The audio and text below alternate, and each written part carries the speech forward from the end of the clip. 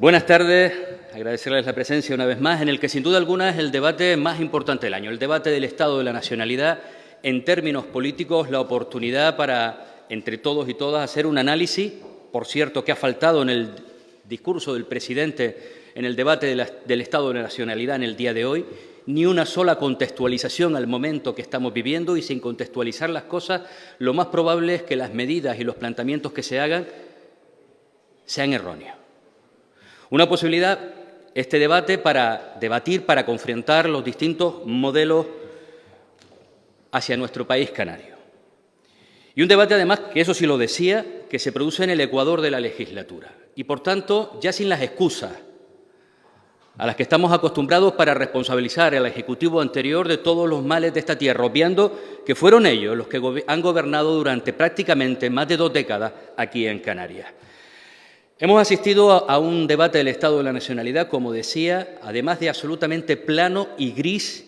Me van a permitir una consideración personal de todos los debates a los que he podido asistir durante 12 años, el más vacío, el más aburrido. Pero yo creo que no se trata de lo que nos pueda divertir o no. El debate del Estado de la Nacionalidad no es un lugar para divertirnos entre todos y todas, pero sí para contar verdades, sí para ofrecer soluciones. Y eso ha estado ausente también en el debate del presidente. Frente al modo canario recurrente, un eslogan copiado de una aerolínea en el que intenta sintetizar la forma de gobernar de más de 2.200.000 personas, esta tarde demostraremos cuál es el verdadero modo de gobernar en esta tierra. Hablo del modo clavijo, el modo que ha dejado 2 años después de gobierno de las derechas en Canarias, un gobierno peor al que se encontraron hace 2 años.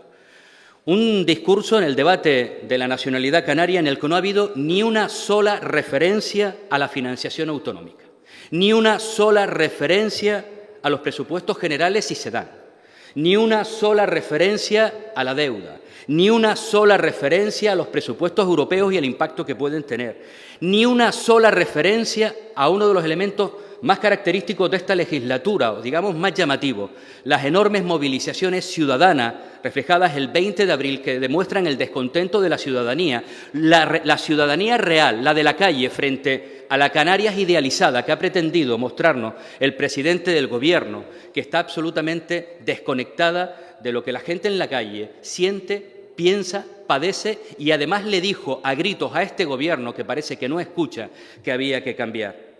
Ni una sola mención a la pobreza. Después de conocer hace pocos días que Canarias es la segunda comunidad con más pobreza en nuestra tierra y, por supuesto, ni una sola mención a la cultura, y podríamos continuar. Evidentemente demuestra la importancia que le da en esta materia este Gobierno.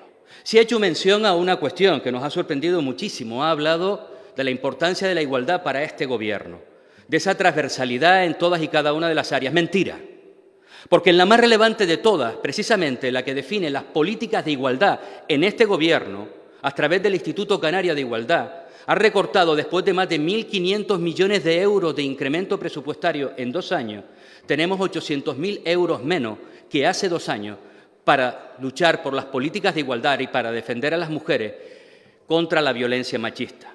Mentira, porque además lo dice alguien que llega a este debate de la nacionalidad con una enorme losa, y es la de pactar con la extrema derecha allí donde se le ofrece, allí donde lo necesita para tocar y agarrarse al poder. Los que dijeron en campaña electoral que solo tenían una línea roja y se llamaba Vox, extrema derecha, le faltó tiempo para primero en Teguise, luego en Arona, y esperemos que no se consume, pero todos sabemos que sí, porque si Coalición Canaria está urdiendo esto es porque lo tiene cerrado, también en Granadilla de Abona.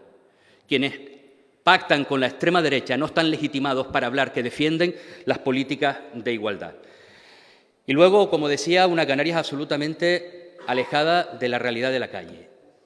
Peor que hace 2 años en todos los parámetros, salvo en uno, en la economía. Cierto es, porque no depende de ello. Y les digo además también, una economía que ha crecido de manera importante en los últimos 2 años, pero mucho más importante en los 2 últimos años del Gobierno del Pacto de Progreso, donde los incrementos del Producto Interior Bruto estuvieron en el 8 y en el 12%, donde también en aquel momento, además, fuimos capaces de lograr algo impensable hacía mucho tiempo y mucho más después de un cero turístico, el impacto que tuvimos a través de la pandemia de la COVID. Hablo de alcanzar récord en materia de afiliación a la Seguridad Social histórico y de colocarlos en niveles de desempleo previos a la crisis, incluso del 2008. Los datos siguen avanzando en esa línea, pero, como digo, absolutamente desconectado de la Canarias que ha pretendido presentarnos el presidente del Gobierno. Y lo digo porque hemos conocido en estos días, precisamente, que Canarias hoy es la comunidad con los salarios más bajos de toda España. Canarias hoy es la comunidad que desde el 2022, comparado a diciembre del 2024, una de las dos únicas comunidades que ha perdido poder adquisitivo. Por tanto, estamos hablando de un absoluto fracaso en algo que, yendo también la economía, teniendo récords históricos en materia de turismo, de ingresos, de beneficios empresariales, desgraciadamente no se está trasladando al conjunto de la ciudadanía. Pero un fracaso en materia de vivienda. 13 meses después del decretazo aprobado por este Gobierno, y digo por este Gobierno porque el Parlamento se le hurtó la posibilidad de tramitarlo como proyecto de ley, los datos no pueden ser más terribles. Probablemente el principal problema en este momento de la gente que vive en Canarias, tras 2 años de Gobierno, tras 13 meses de ese decretazo de materia urgente en materia de vivienda, Canarias tiene en este momento el precio de alquiler un 22% más caro que hace un año. Canarias tiene en este momento un 10% más caro el acceder a una vivienda pública usada.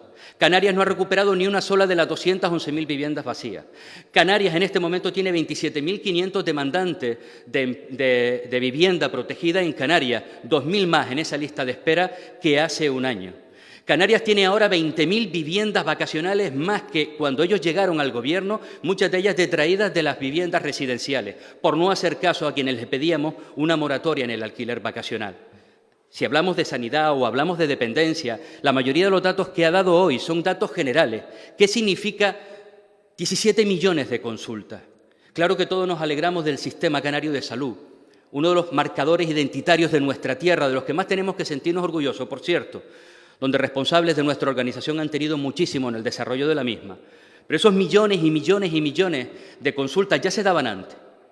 Es más, se reforzaron con los más de 6.000 sanitarios que el anterior Ejecutivo puso en marcha. Habla de que por primera vez se han alcanzado ratios de 22 y 25. Mentira.